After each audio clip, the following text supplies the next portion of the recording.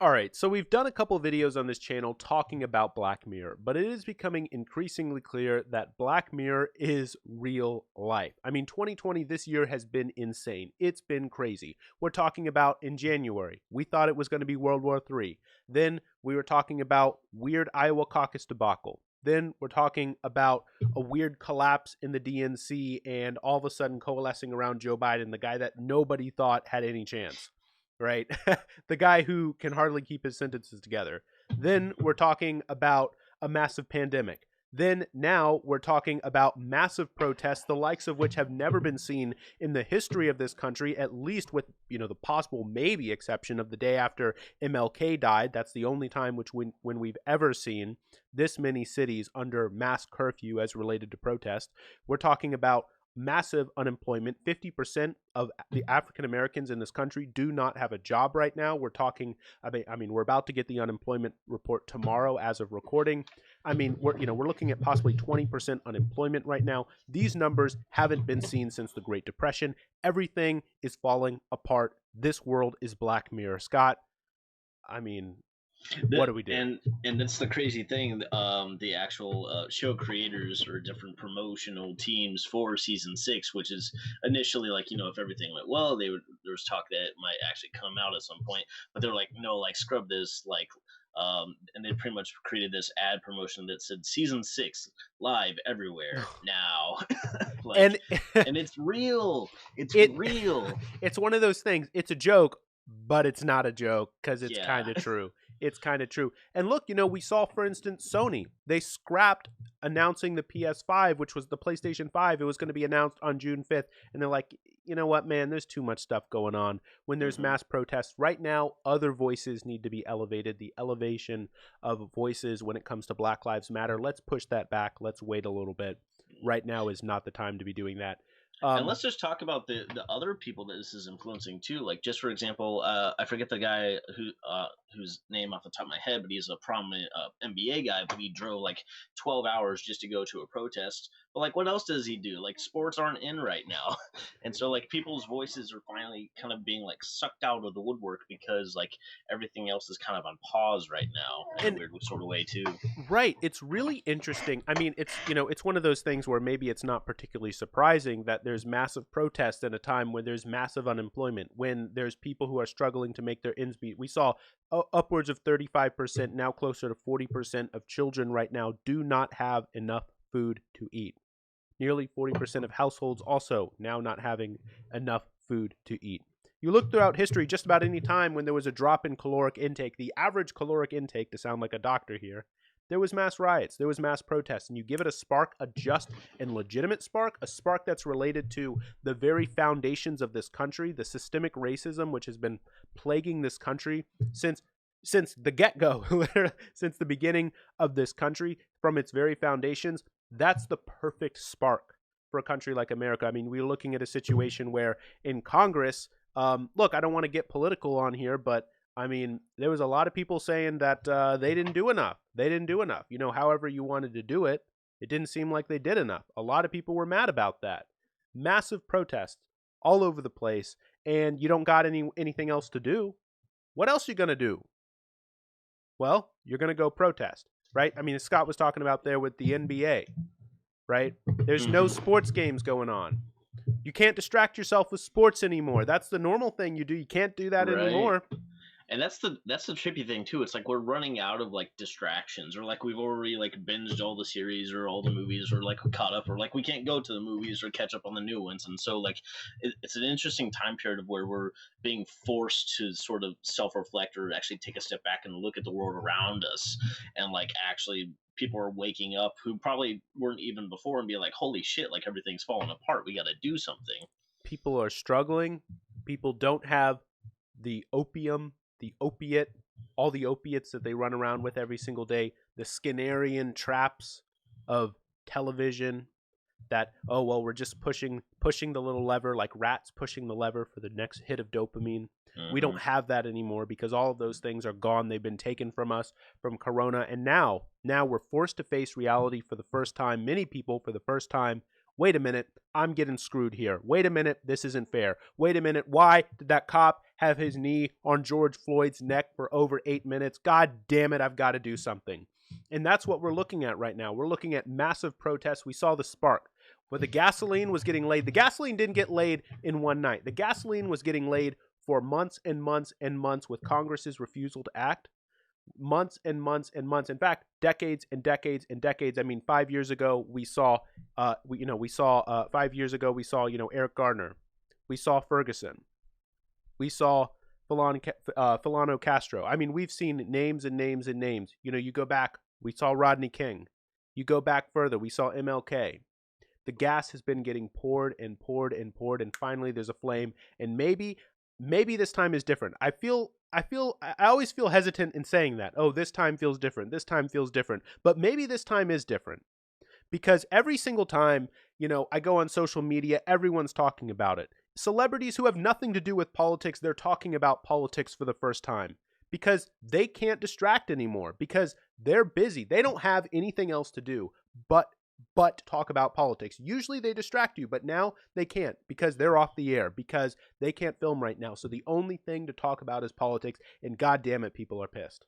Yeah, and it's almost kind of like a rendezvous of like even the people who are like technically in all intents and purposes like outside of the system, or at least have like an influence on it, like they're getting sucked back into it too.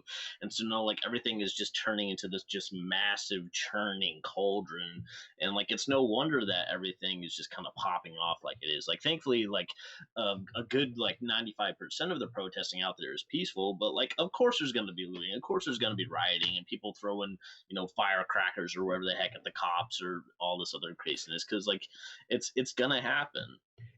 But the other thing though is we're having this narrative about opportunists, that there's opportunists out there in the crowd, that yes, the vast majority, and it's true, right? The vast majority, 99% of the protesters are peaceful. And then there are a few out there who are just out there to cause a ruckus, just out there to make some noise. So yeah, there are some of those, but we're having this talk about them being the opportunists. But like, let's also be realistic here, which is that there's been opportunists in government all along. I mean, that's one of the things which Black Mirror often focuses in on.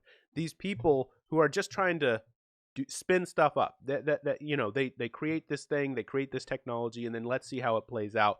Mm-hmm. And why'd they create it? Oftentimes, probably for good reasons, maybe. But then there's some opportunists who slip in there. And we see opportunists in our government all the time. They have an opportunity to take power, and they do, right? That's all they really cared about. They cared about power. We just saw Elliot Engel, congressman, New York 16th congressional district. Yeah, he was hot mic. He was caught on a hot mic, and what did he say? He said, "Oh, I wouldn't be here if I didn't have a primary election." Talking about the George Floyd protest. Oh, if I didn't have a primary, I wouldn't care. Caught on a hot mic. Does he care about his constituents? No. Is he an opportunist? You damn bet sure. He is an opportunist. That guy only cared about power, and he saw an opportunity to get it, and then he got it. He doesn't care about politics. He doesn't care about his constituents. But here he is. Here he is in power. He's an opportunist. So, we talked about... Yeah, and of course, like the next episode, which we're going to talk about on Black Mirror, is the Waldo moment, I believe, which is episode 3 of season 2. But just even laying that out, like just kind of jump ahead a little bit, the entire structure of that, it's like this fictional, almost kind of like a blue teddy bear character who's literally just like an animation, but he runs for like public office, like a legitimate position of power and influence and like change and stuff.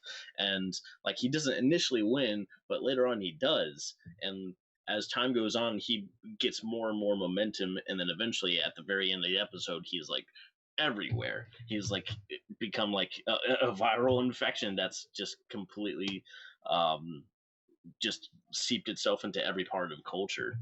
Yeah, and I guess then that makes me think, like, what are some Waldos in our own culture today? Maybe we should say Donald Trump. Like, no, when I saw, because I watched the Waldo moment before Donald Trump was elected, and like when I saw that he announced his presidency, I was like, holy crap! Like this is the Waldo moment. Like a reality TV billionaire star on The Apprentice is running for office, and he fucking won.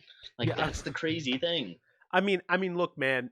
You're watching this, whatever you think about Donald Trump, whatever, but I mean, it's pretty clear that even he wasn't like planning to win, right? Like he just ran, and I think then he was probably more surprised of him winning than the anybody right, else, yeah, to I be mean, honest, he in a way. look, I'm not saying that he didn't want to make shake things up, that he didn't have ideas out there, but I I really don't think he was trying to win, right? Like you look at how he was running his campaign at the beginning.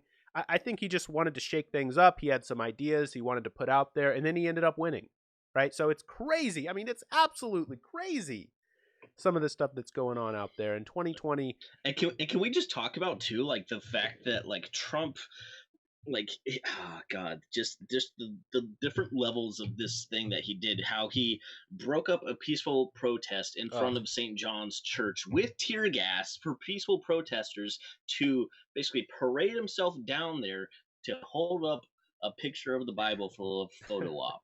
Like just just the sheer like insanity of that, like yeah. and I know people are gonna be like, oh well, look at him, like that's our president holding up the Bible. Well, it's like, is that even your Bible, dude? And like I believe you talked about this in one of your videos. Is like it's a Bible, like it's They asked like him. like They when was the asked last time you him. even cracked that thing open? They Like, they come asked on, look in what. Proverbs. Wisdom cries out in the streets. We're crying out, and you're not listening to us. You're throwing tear gas at us. Yeah, so if you don't know what Scott's talking about there, a few days ago there was Donald Trump. It was shortly after Donald Trump was calling in the military. He came in, announced that he was calling in the military, and he decided to clear out a group of peaceful protesters with tear gas so that he could walk across the street to St. John's, who got, it got vandalized, got some damage to it. And he decided to do a photo op with a Bible. Media was asking him, "Is that your Bible?" He said, "Well, it's a Bible." He held the Bible upside down for part of the photo shoot. It was a disaster, right? Like even people, like guys, you might be a Trump supporter watching this. Listen, even people who support Donald Trump, even people in Donald Trump's administration, were like, okay, that didn't play out how we thought it was going to play out. It was just a disaster. It was definitely a mess, no matter what you think about Donald Trump here. Now, I Like will even say, in the best case scenario, it wasn't a good move, and that's and there's a just the weird, sheer stupidity of it. Like, yeah, and there's a lot of people out there right now who are trying to use scriptures, religion, because I mean, in some sense, that's what Donald Trump was doing there with that sort of photo op, saying that like, oh well, it's completely and always wrong to ever damage property in a protest. And look, I'm not here to support the looters, right? I'm not here to support the people who are out yeah, there raiding stuff, who are out there who are opportunists, who don't really care about George who Floyd. might be I am not. destroying black Look, businesses, yeah, which is not the solution exactly, either. exactly. I am not like if you hear me saying that, go back and rewatch because that's not what I'm saying. But it's not all. It's also not clear that the Bible necessarily supports that interpretation. Matthew chapter 21, John chapter 2, Jesus goes into the temple and breaks merchandise, breaks down the what who he calls thieves and robbers who are just merchants in the temple. Why? Why? Because he doesn't like what they're doing, because they're exploiting the poor. They are exploiting the poor, and so Jesus goes in and destroys their property. So Jesus is protesting them. He is protesting merchants by breaking their stuff. So it's not entirely clear, right? Like the question, what I'm trying to say here is the question, in some sense, is do you agree with the protesters? Yeah, and can It's we also bring up too how like the Bible almost like clearly lays out like using your voice for good or like public demonstrations. Like for example, like I think it's Proverbs 21:15. I got the verse right here. It says, "When justice is done, it brings joy to the righteous, but terror to evildoers." Like that's something to mm, be. There's mm. something to be said for that. But I can guarantee you that our president of the United States has never come across that verse willingly, or even if he did, would probably just brush it aside and be like, "Well, I'm not the evil doer. I'm the one bringing justice by getting rid of these protesters who are destroying our streets." Like, Yeah, I mean, it's a weird debate which is playing out right now when it comes to the protesters, when it comes to the rule of law, when it comes to letting people, express their free speech. But I mean, DC right now is basically under military occupation. I mean, you have helicopters flying overhead. You have tanks. I mean, you look at some of the videos here. I mean, tank after tank after tank after tank. Do you really need a tank? Do you really need a tank? Even one. But do you need 20? Definitely not. To suppress protesters. And also Donald Trump tweeting out now, calling the peaceful protesters who Trump gassed, calling them terrorists. Some of them terrorists on Twitter right now. just like a few hours ago as of recording. I mean, some of this stuff is completely outrageous, man. Like, look, I And gotta. it's like the crazy part is it's turning into sort of the snake eating itself, the Ouroboros, because Mm, the act of protesting against police brutality is causing certain states to act in a way to create more of a police presence or national guard, which is in turn creating more police brutality in a way. and And we've seen that, just for example, I believe it was this past Monday where um, a small black business owner by the name of, I believe it's David McCady in Louisville, actually got killed by some National Guard, or like a chief of police or something yeah, along chief of those police. Yeah. lines. Yeah, but the entire reason is that like they they were sent in to like disperse the crowds and all that stuff for all that, but then they end up killing another innocent black person. Like Ugh. he was a pillar of the community too. He would publicly like it was almost kind of like a pay for what you want sort of kind of food thing. Like if people couldn't pay, he'd still give them food. He would give food to police officers for free too. Like this guy is not an enemy of the public. And then the guys, all their team, the guys who killed them, had their body cams turned off. They had them turned off. Now, the police officer, the police Insane, chief man. did, the sheriff or whatever, did get fired in that instance because the body cam was off. But can we also talk about this? Someone was killed. Someone was murdered. Someone was shot. In the street And for what 12 hours, his body was lying there too. 12 hours his body was 12 lying there. hours. And what happened here? What happened here? He lost his job. Now let me ask you something. If you kill someone on your job, do you just get fired or is there criminal prosecution? And oftentimes these police officers do get away with this stuff. But I want to go back to some of the stuff you were talking about earlier there, Scott, which is we were talking about some of the crazy stuff that police officers were doing, which is creating that sort of circular kind of snake eating itself or whatever. I mean, you go online right now, some of these videos of police just shooting people, police officers hitting people with rubber bullets, police officers hitting people with pepper bullets, police officers hitting people for like no reason. They're taking out their anger. They've been standing there frustrated during these protests. Hmm. I mean, it is outrageous. And I'm thinking to myself here, I'm like, what normal human, what healthy human acts this way? Now, look, man, I like police. Like, they're good people, I'm sure. But it makes me think that maybe the role, maybe the job of police, it's just not fit for humans, man. I saw a video, Scott. I saw a video of, they needed this car to move. And look, you need a car to move, you need a car to move, right? I get that. And what do? They shoot tear gas into the car to get the person to move. Instead of talking to them, they just shoot a canister of tear gas straight into the car, into the window of the car, and then Just goes straight from like 1 to like 20. the man stands up. The man, obviously gets out of the car. Hey, man, starts cussing at him a bit. Obviously pissed off. Like there's a pregnant woman in this car. How are you gonna do something like that? How are you gonna do something like that? And the police officers then respond by shooting more pepper bullets at him and at the car until he finally drives off. Let me ask you something, guys. Let just be 100% honest here. Who have you seen who does that? Do you know anyone who would do something? What person who's in a healthy mental state does that? Now, look, I am not saying that. Listen to me carefully. What I'm saying, like, put on your nuance hats here, right? Because it's hard to have a nuanced conversation about police. But put on your nuance hats here. I am not saying that police officers in themselves are bad, but maybe, just maybe, we need to ask: is the role of policing even safe mentally, like for a human to perform? Maybe the way in which policing is happening is just too stressful. Because there's a lot of people out there who, after there's a shooting, after someone gets shot, they say, "Look, man, yeah, it was a bit of gray area." But policing is a hard job. It's a tough job. You got to cut them some slack. Blah blah blah. That's what a lot of people say. But maybe we need to step back step back a little bit here, especially when you talk about that video I was just describing there and ask, well, maybe it's just not a job fit for humans.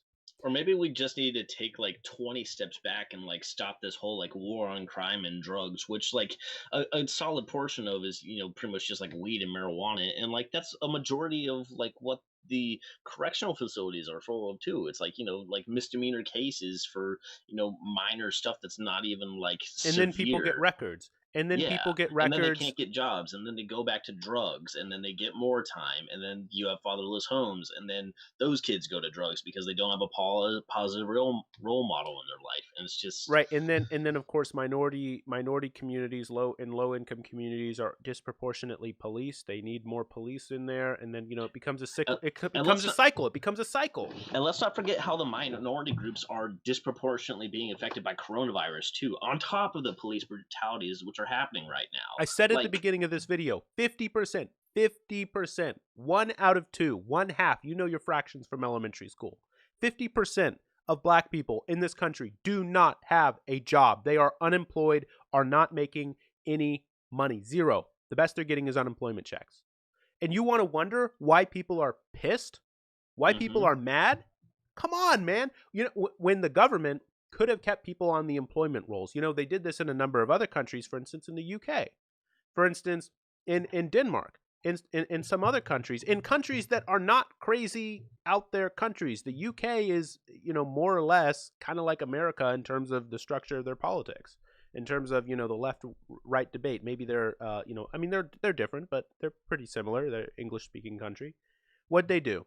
They set it up so that then the government basically backstops an individual's paycheck so that you're getting your paycheck from the company. It's just through the government. It's less. It's not your full paycheck. But what does that do? The really, really important thing that does is you've got a place to go once this thing is over, right?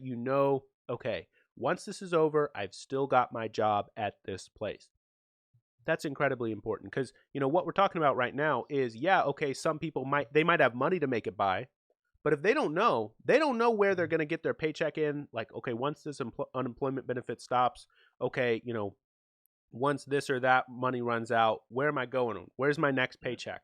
And can we just talk about too, like about like all like the establishment liberals that were like completely like thought that a universal basic income is just like never possible in like a billion years, and like here we are 2020, and like the most applicable time for this to be implemented. Now I'm not saying it has to be forever, although that could be an option at some point, but only what was it, like $1,200 for U.S. citizens, which, by the way, a fair portion, I can't remember, quote the numbers off the top of my head, like 60 million American illegal immigrants that aren't Americans, that are the backbone of our economy, the farmers, the restaurant workers, the cleaners, the guys mowing your lawn, all those people who are here, who are contributing just as much to America as all of us, they aren't getting jack.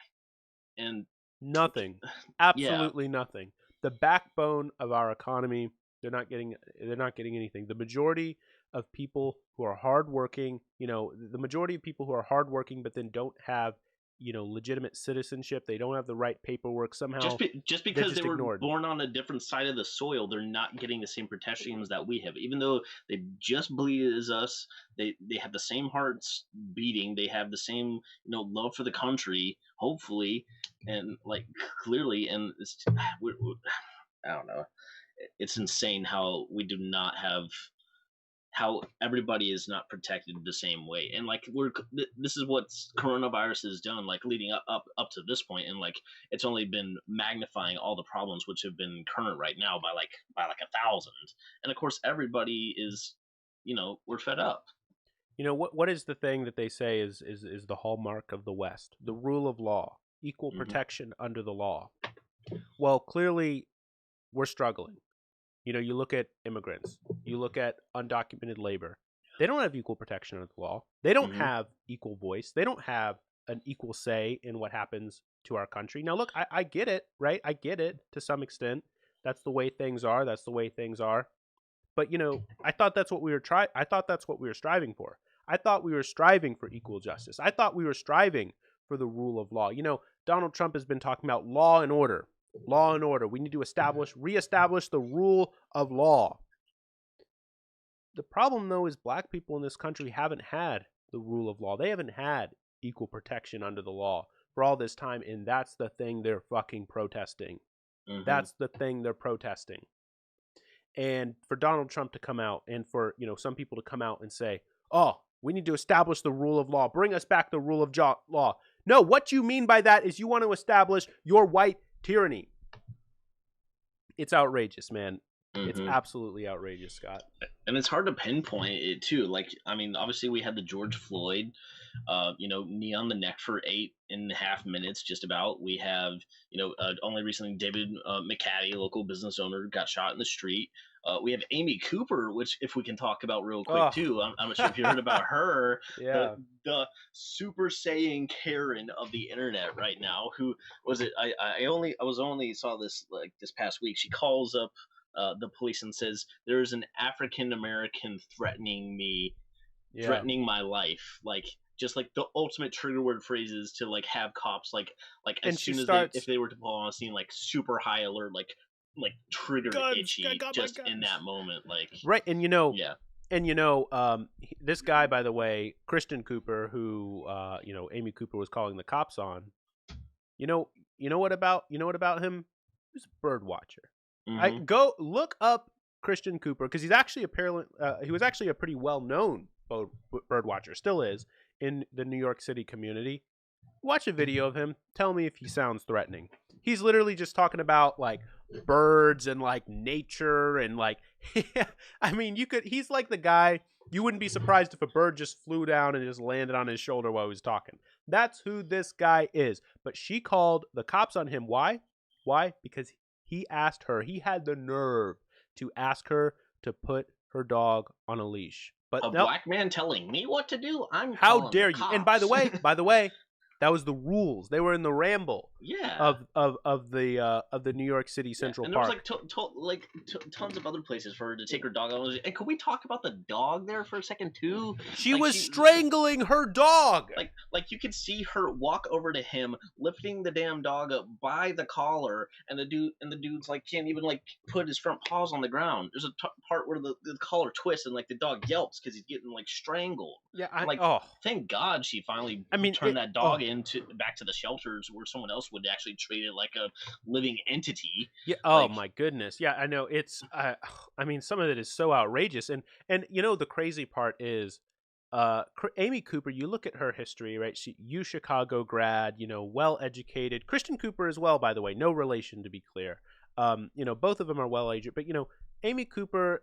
Typical sort of liberal, typical, she donated to Hillary Clinton, donated to Pete Buttigieg, supported John Kerry. She was a Democrat, voted for Obama. Um, but at the end of the day, when she didn't want to listen to what a black man was saying, when a black man was telling her to follow the rules, literally just do what the rules are, do what everybody else is supposed to do. Because, by the way, having her dog off the leash makes it harder for him to, see the birds, right? That's why he's in the ramble, right? So he can be a bird watcher. That at the end of the day, when that happened, just like any person who was trained by the Ku Klux Klan to make a call to the cops, she exacerbates her voice. She starts screaming, "Help! Help! I'm so afraid!" Like she was yeah, terrified. she like actually like changes the pitch of her voice She like in sounds the like and call starts to make it sound breathing like she's like shuddering in the corner with like a bloody knife like about to stab her, as like, right, to make a fake call like that. It really shows you, which is like a very serious felony, by the and way. and Like to just specifically like saying, pretty much like prank call or call for a non-emergency situation like that, like as if it doesn't cost like hundreds of taxpayer dollars just to have the police show up on the scene and take time out of their day for a bunch of and other serious crimes that are going on potentially somewhere else. and specifically saying there's an African American man. And at the beginning, before she made the call, she threatens him, saying, "I'm going to call the cops and tell them that there's an African American man threatening me." She knew. She knew. She was She knew educated enough. exactly what to say. She knew Like, exactly what to say in order to trigger the cops to come out and get him. She threatened him, saying she's gonna call the cops, saying there's an African American man coming. She knew the leverage and the power that she had wielding her white femininity over him as a black man.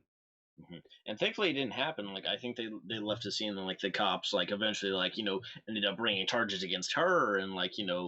obviously the internet took So yeah, his side of the story because he right. was He was recording, logical and thankfully. sound and like steady and non-reactive, like the complete opposite of her. Now New York City actually is looking into making a rule in light of this, basically saying that it would become a hate crime a hate crime Mm. to do a Oh, 911 call absolutely, that like was a that. hate crime what she Right, did. to categorize it as a hate crime, as threatening to call the cops based on someone's race, that would be a hate crime. And so that that obviously would significantly increase the severity of doing something like that. So we'll have to see how that plays out. That's just a bill right now. So Hmm.